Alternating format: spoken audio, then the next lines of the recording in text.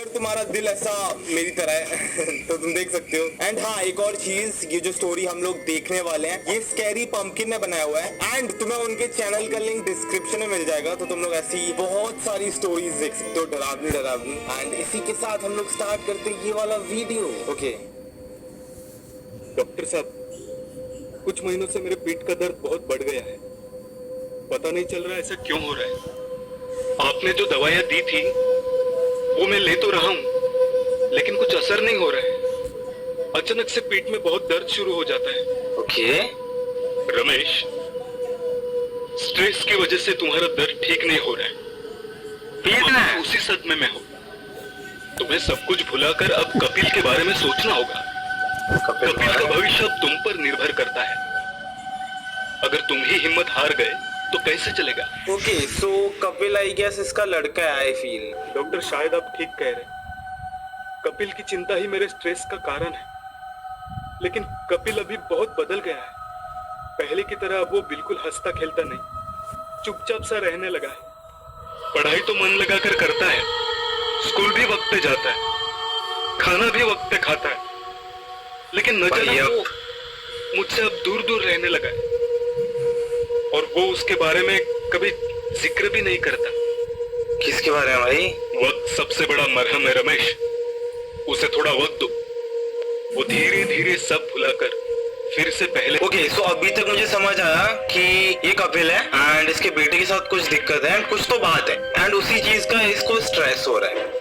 Okay, भगवान पे भरोसा रखो, वो सब ठीक कर देंगे। ये मैं कुछ दवाइयां लिख के दे रहा हूँ, इससे तुम्हें राहत मिलेगी। शुक्रिया डॉक्टर। ओके, ये निकल गया वहां से। 12 साल का कपिल उसके पिता रमेश के साथ रहता है। कपिल बहुत होशियार बच्चा था। भाई कितना डरावना लग रहा है, जैसे ये झूल रहे हैं इसके। और उसकी आंखें देखो तुम। स्कूल में, स्पोर्ट्स में, सभी में होशियार होने के साथ ही वो बहुत समझदार भी था। लेकिन कपिल के इसी स्वभाव के कारण उसके पिता रमेश को उसका ये बिहेवियर दिन ब दिन अजीब सा लगने लगा था। और वो इसलिए क्योंकि हाल ही में कपिल की माँ का देहांत हो गया था। लेकिन कपिल को इस बात का जरा भी अंदाजा नहीं था।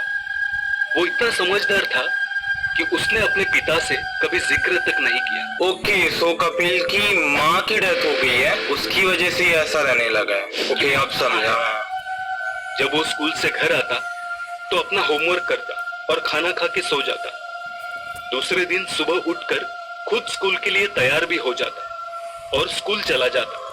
कुछ दिन ऐसे ही होता रहा, लेकिन एक दिन रमेश से रहा नहीं गया और उसने कपिल से पूछा, बेटा कपिल, मैं तुमसे कुछ पूछना चाहता हूँ। बोलो पापा। लेकिन तभी रमेश की पीठ में फिर से बहुत तेज दर्द होने लगता है। कपिल पूछता है, भाई ऐसा लग रहा है कोई उसको रोक रहा है पूछने से। लाइक वो बच्चा तो बात नहीं कर रहा है उस चीज के बारे में, क्योंकि सेम टाइम पे दर्द हुआ यार। लेकिन तभी रमेश की पीठ में फिर से बहुत तेज दर्द होने लगता है। कपिल पूछता है, पापा क्या आप ठीक है? हाँ बेटा, मैं ठीक हूँ। अब तो मुझे आदत सी हो चुकी है इस पीठ दर्द की। काम की वजह से होता होगा शायद। वो सब छोड़ो, मैं तुमसे ये पूछना चाहता था कि तुम्हें माँ की याद नहीं आती क्या? तुम्हें माँ घर में ना होने का एहसास नहीं होता? हाँ, जब माँ काम पर जाती थी तब कभी कभी अकेलापन महसूस होता था, क्योंकि बहुत बार तो वो शाम को भी जाया करती थी ना। लेकिन अब तो ऐसा नहीं होता। मतलब अब तो वो हमेशा घर पे ही होती है। लेकिन पापा, मुझे एक बात समझ में नहीं आ रही, माँ हमेशा आपकी पीठ पर क्यों बैठी होती है? What the hell? इससे तो आपके पीठ का दर्द और बढ़ जाएगा ना। ये सुनते ही रमेश के होश उड़ जाते हैं, उसके पसीने छूटने लगते हैं। डरते हुए वो पीछे पलटकर आईने में देखता है। रमेश अपनी पीठ पर अपनी बीवी का भूत देखकर बहुत जोर से चिल्लाता है, मुझे माफ कर दो, मुझसे गलती हो गई, मुझे माफ कर दो। और इतना डर जाता है उसे हार्ट अटैक आता है और उसकी मौत हो जाती है। ये भी मर गया। ये सब दृश्य देखकर कपिल भी बहुत डर जाता है। लेकिन उसकी माँ की रूह उसके सामने खड़ी हो जाती है और बोलती है, बेटा क्या? डरो मत, मैं तुम्हारी माँ हूँ ना। अब इसकी माँ सही लग रही है। करूंगी।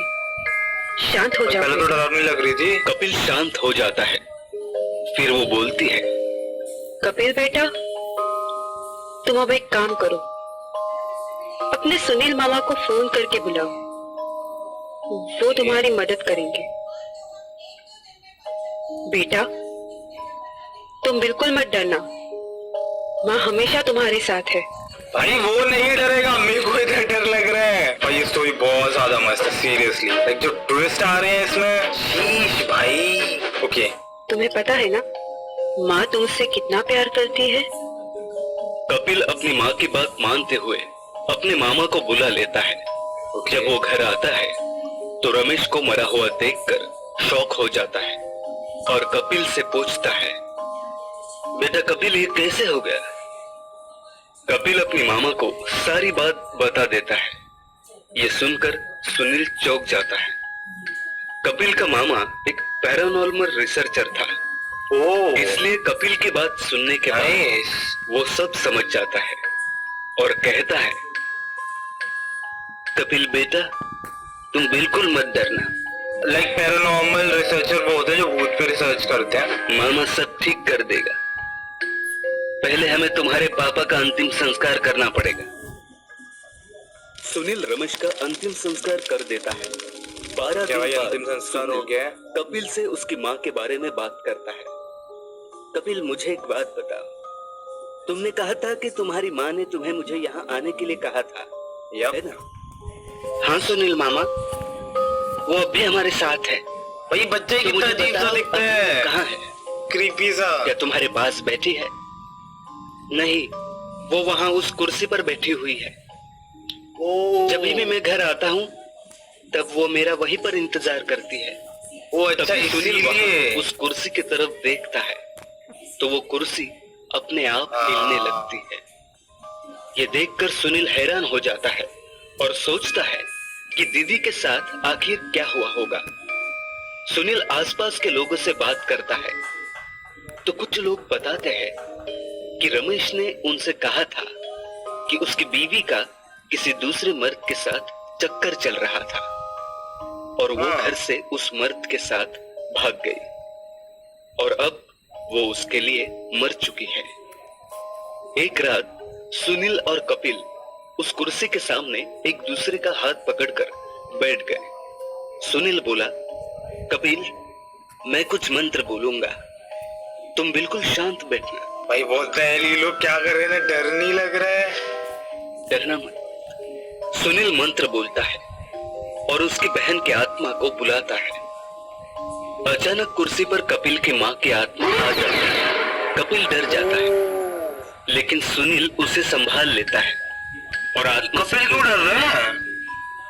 वैसा नहीं हुआ है। मुझे बताओ आखिर क्या हुआ तुम्हारे साथ? क्या रमेश ने लोगों से कहा वो सच है? मुझे सारी बात बताओ। और वो आत्मा सारी बात बताती है। रमेश और उसकी बीवी रागिनी की शादी के 2 साल बाद कपिल का जन्म हुआ था। पहले तो कुछ साल अच्छे गए। कपिल अपनी माँ से बहुत प्यार करता था। पूरा परिवार सुख शांति से रहता था। रागिनी ने कपिल को इंडिपेंडेंट रहना भी सिखाया था। इसी वजह से कपिल इतनी कम उम्र में इतना समझदार और अच्छा बच्चा था। उनका घर शहर से दूर था और आसपास ज्यादा लोग भी नहीं थे। भाई कितना डरावना लग सालों रहा है। बाद रमेश को शराब और जुए की बुरी आदत लग गई। उसकी वजह से रमेश की नौकरी चली गई। पूरे घर की जिम्मेदारी अब रागिनी पर थी, इसलिए उसने नौकरी कर ली। लेकिन उसका नौकरी करना रमेश को पसंद नहीं था, इसलिए उन दोनों में बहुत झगड़े होते थे। आगे ये झगड़े बढ़ते गए। आगे चलकर तो रमेश रागिनी को मारने भी लगा था। इस सब से रागिनी बहुत परेशान रहने लगी, लेकिन उसने अब ठान लिया था कि वो अपने कपिल के लिए ये सब सहन करेगी, क्योंकि उसका एक ही सपना था कि कपिल आगे चलकर कामयाब और अच्छा इंसान बने। एक दिन कपिल अपनी स्कूल ट्रिप पर गया था। तब बहुत रात हो गई थी। रमेश हमेशा की तरह शराब पीकर घर आया। अब आएगा ट्विस्ट। घर पर कोई नहीं था।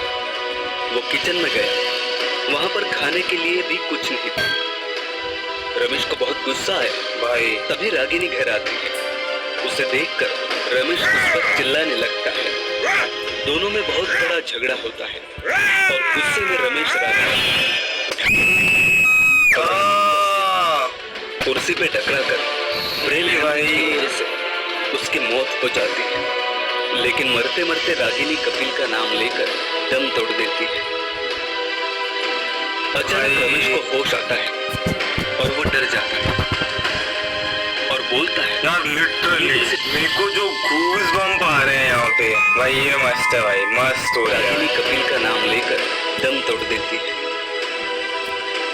अचानक रमेश को होश आता है और वो डर जाता है और बोलता है कि ये मुझसे क्या होगा, और वो रोने लगता है। थोड़ी देर में शांत होने के बाद वो रागिनी की लाश को घर के पीछे आंगन में दफना देता है और घर के फर्श पर पड़े खून को साफ कर देता है। रात होने की वजह से ये किसी को कुछ पता नहीं चलता। ये सब सुनने के बाद सुनील के आंखों में आंसू आ जाते हैं। रागिनी की आत्मा आगे बताती है, मैं तब से यहीं पर हूँ। मुझे आज तक मुक्ति नहीं मिल पाई है, क्योंकि मुझे कपिल की हमेशा फिक्र रहती है कि अगर ये इंसान गुस्से में मुझे मार सकता है तो मेरे बेटे के साथ कैसा बर्ताव करेगा। ये मैं बता रहा हूँ, जस्ट एक ऐसा हॉरर स्टोरी नहीं थी, ये ऐसा इमोशनल भी थी। एंड मेरे को लिटरली ऐसा बीच जो गूज़ बम्स आ रहे हैं, पर भाई जो भी था बेस्ट था, मैं बता रहा हूँ। भाई मेरे को डर भी लगा, मेरे को इमोशनल फील भी हुआ, एंड भाई जो गूज़ बम्स आए वो अलग से। तो यार मैं तुम लोगों को बस यही बोलूंगा कि अगर तुम ऐसी और स्टोरी सुननी है तो तुम स्कैरी पंपकिन के चैनल पे जा सकते हो। एंड अगर तुम्हें ये वीडियो पसंद आई हो, तुम्हें पता है क्या करना है, like, subscribe, and that's it for this video. मैं तुम लोग से मिलूंगा आगे और भी शानदार वीडियोस में। तब तक के लिए बाय।